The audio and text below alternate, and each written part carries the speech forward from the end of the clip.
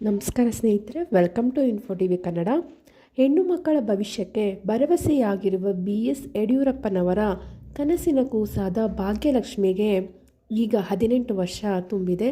ಈ ಯೋಜನೆಯಡಿ ಆರಂಭಿಕ ವರ್ಷದಲ್ಲಿ ಹೆಸರು ನೋಂದಾಯಿಸಿದ ಸುಮಾರು 2.30 ಲಕ್ಷ ಫಲಾನುಭವಿಗಳಿಗೆ ಶೀಘ್ರದಲ್ಲೇ ಮೆಚುರಿಟಿ ಹಣ ಸಿಗಲಿದೆ. ಏಪ್ರಿಲ್ ಮತ್ತು ಮೇ ತಿಂಗಳ ಅಂತ್ಯಕ್ಕೆ ಈ ಬಾಲಕಿಯರು ಯೋಜನೆಯ ಮೆಚುರಿಟಿಗೆ ಅರ್ಹರಾಗಿದ್ದಾರೆ. ಹೀಗಾಗಿ ಇವರೆಲ್ಲರೂ ಆದ್ಯತೆ ಮೇರೆಗೆ ಶೀಘ್ರದಲ್ಲೇ ಹಣವನ್ನು ತಮ್ಮ ಖಾತೆಗಳಿಗೆ ಜಮಾ ಮಾಡಲು ರಾಜ್ಯ ಮಹಿಳಾ ಮತ್ತು ಮಕ್ಕಳ ಅಭಿವೃದ್ಧಿ ಇಲಾಖೆ ಸಿದ್ಧತೆ ನಡೆಸ್ತಾ ಇದೆ. ಇದೀಗ ಯೋಜನೆಯು ಅಂಚೆ ಇಲಾಖೆಯ ವ್ಯಾಪ್ತಿಯಲ್ಲಿದೆ. ಅಂಚೆ ಇಲಾಖೆಯ ಅಧಿಕಾರಿಗಳೊಂದಿಗೆ ಸಭೆ ನಡೆಸಿ ಚರ್ಚಿಸಲಾಗಿದೆ. ಅರ್ಹ ಫಲಾನುಭವಿಗಳ ಪಟ್ಟಿಯನ್ನು ಸಿದ್ಧಪಡಿಸಲಾಗುತ್ತೆ. ಎಲ್ಲ ತಾಲೂಕುಗಳ CDPOಗಳ ಮೂಲಕ ಅರ್ಹರಿಂದ ಅಗತ್ಯ ದಾಖಲೆಗಳನ್ನು ಸಂಗ್ರಹಿಸಲು ಈಗ ಇಲಾಖೆ ಸೂಚನೆಯನ್ನು ನೀಡಿದೆ. ಬಡತನ ರೇಖೆಗಿಂತ ಕೆಳಗಿರುವ ಕುಟುಂಬಗಳಲ್ಲಿ ಜನಿಸಿದ ಹೆಣ್ಣು ಮಕ್ಕಳ ಭವಿಷ್ಯಕ್ಕೆ ನೆರವಾಗುವಂತೆ 2006-07ರಲ್ಲಿ ಅಂದಿನ CM BS ಯಡಿಯೂರಪ್ಪ ನೇತೃತ್ವದ ಸಮ್ಮಿಶ್ರ ಸರ್ಕಾರ ಭಾಗ್ಯಲಕ್ಷ್ಮಿ ಯೋಜನೆಯನ್ನು ಜಾರಿಗೆ ತಂದಿತ್ತು.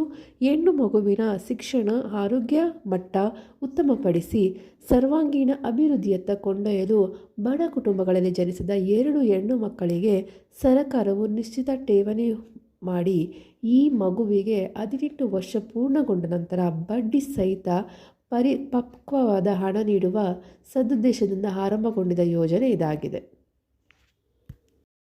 ಈ ಒಂದು ಯೋಜನೆಯಲ್ಲಿ ಹಣನ ಯಾರ್ಯಾರು ಪಡೆಯಲು ಅರ್ಹರು ಅಂದರೆ BPL ಕಾರ್ಡು ಕಡ್ಡಾಯವಾಗಿ ಇರಬೇಕಾಗುತ್ತೆ.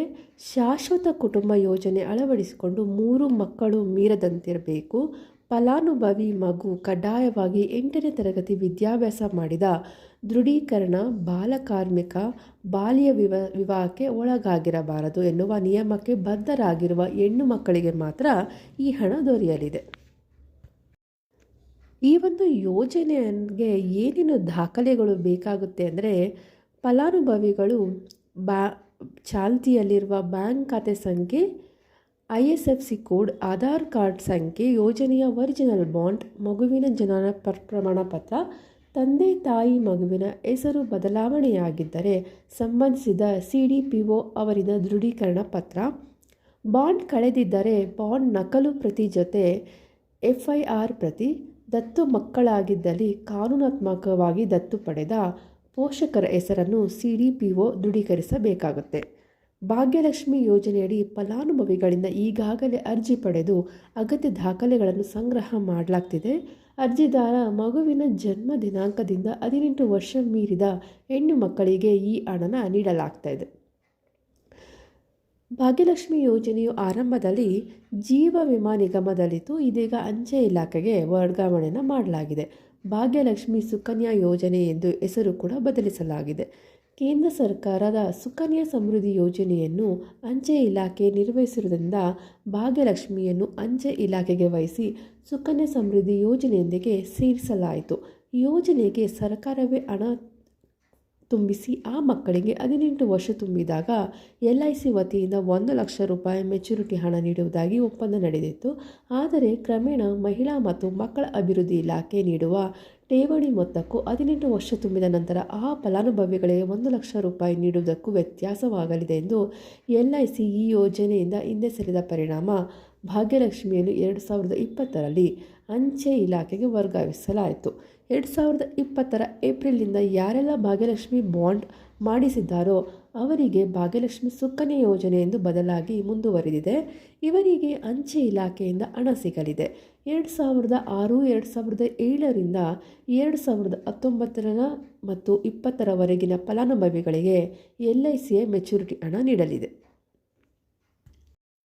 ರಾಜ್ಯದಲ್ಲಿ ಆರಂಭದಿಂದ ಈವರೆಗೆ ಸುಮಾರು 34.50 ಲಕ್ಷ ಮಂದಿ ಭಾಗ್ಯಲಕ್ಷ್ಮಿ ಬಾಂಡ್ ಪಡೆದಿದ್ದಾರೆ. ಈ ಪೈಕಿ ಭಾಗ್ಯಲಕ್ಷ್ಮಿ ಸುಕನ್ಯಾ ಹೆಸರಿನಲ್ಲಿ 4.30 ಲಕ್ಷ ಮಂದಿ ಬಾಂಡನ್ನು ಪಡೆದಿದ್ದಾರೆ. ಯೋಜನೆಯ ಆರಂಭಿಕ ವರ್ಷದಲ್ಲಿ ನೋಂದಣಿಯಾದವರು ಸುಮಾರು 30 ಲಕ್ಷಕ್ಕೂ ಅಧಿಕರಿದ್ದಾರೆ. ಈ ಭಾಗ್ಯಲಕ್ಷ್ಮಿ ಬಾಂಡ್ ಪಡೆದು 18 ವರ್ಷ ಪೂರೈಸಿದ ಹೆಣ್ಣು ಮಕ್ಕಳಿಗೆ ಷರತ್ತುಗಳ ಅನ್ವಯ ಮೆಚುರಿಟಿ ಹಣವನ್ನು ಖಾತೆಗೆ ವರ್ಗಾಯಿಸಲಾಗುತ್ತೆ.